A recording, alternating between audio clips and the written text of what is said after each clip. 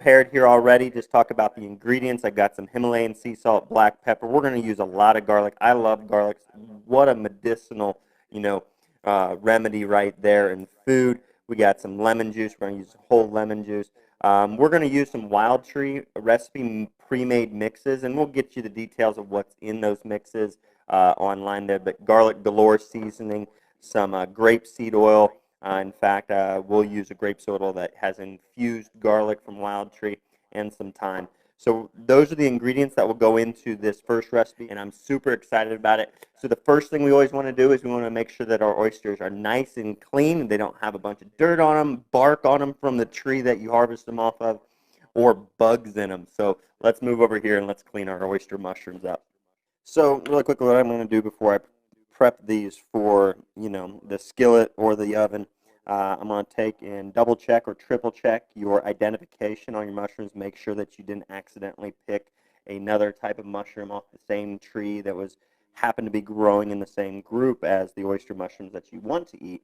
But just triple check there, double check, and I'll use a brush. And you can sometimes just use a brush to get dirt or bugs out of the gills, and as many as I can that I feel are clean enough, I'll just brush them clean, and that's all I'll do, and I'll set them to the side. Now, ones that may have more dirt or more bugs in the gills, even right now in Tennessee, though it's winter, there's still some risk of bugs, and there's some bark on there. We'll either cut that off or I'll tear it off.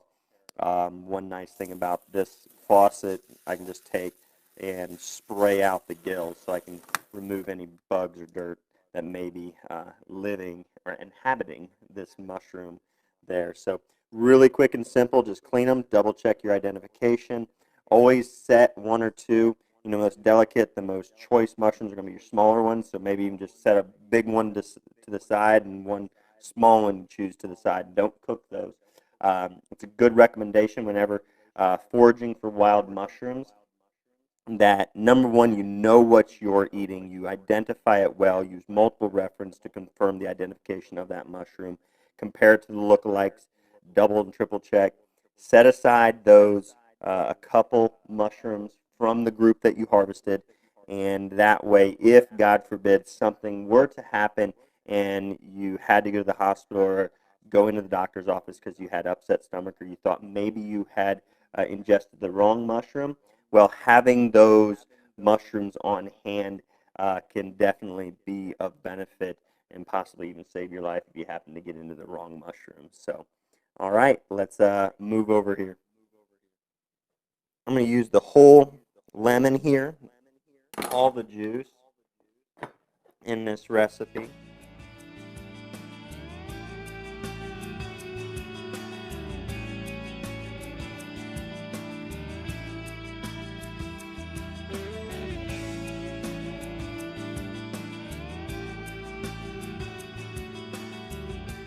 And we've got garlic galore, pre-made mix with Wild Tree, and then we're also going to be using 6 whole cloves of fresh garlic as well.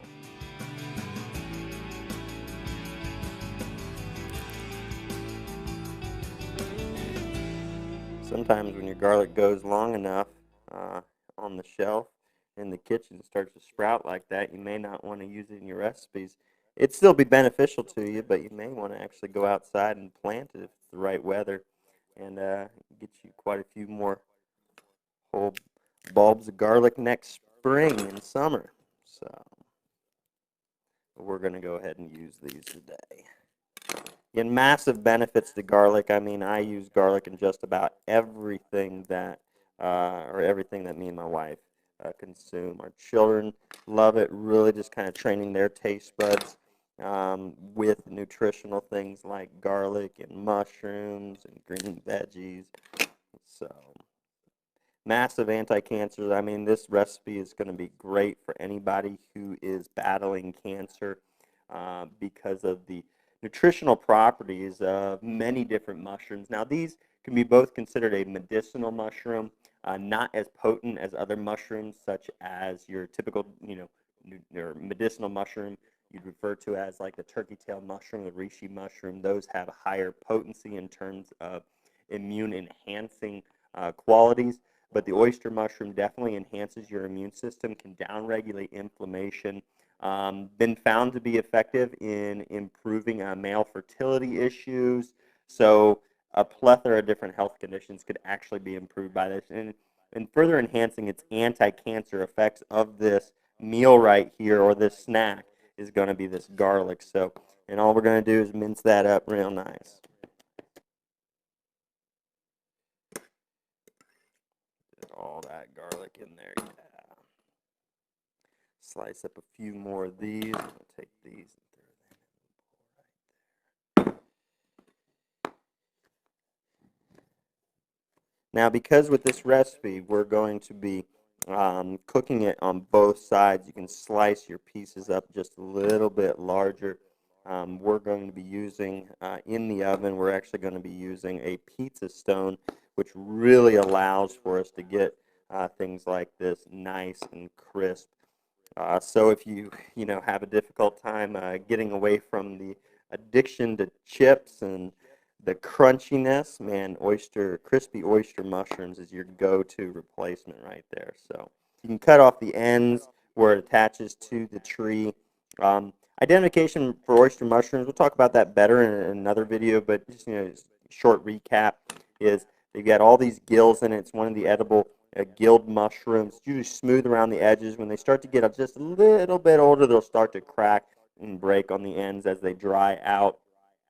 These gills come up to like a false stem. They don't really have a difference between the gills and the whole mushroom top and the stem going into the tree. So you may see a stem where it smooths out, and you may not. It's almost always going to be off-centered if there is any type of stem on an oyster mushroom. So again, just cutting these up. So now we're just going to mix these up. We're going to put them in there with the mushrooms.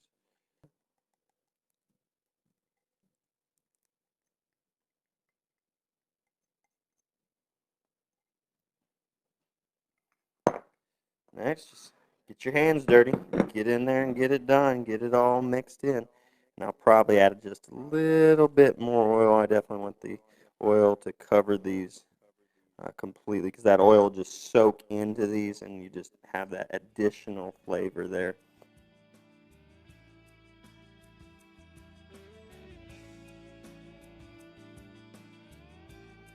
Take these over to the stove now. Got our pizza stone here. You can use a baking dish as well.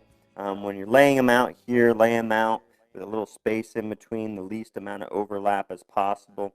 What that will do is allow each piece to get nice and crispy for you. We're going to be putting them gill side down, and that will take care of a lot of the moisture in there, and that way when we flip them over, those gills will get nice and crispy for you.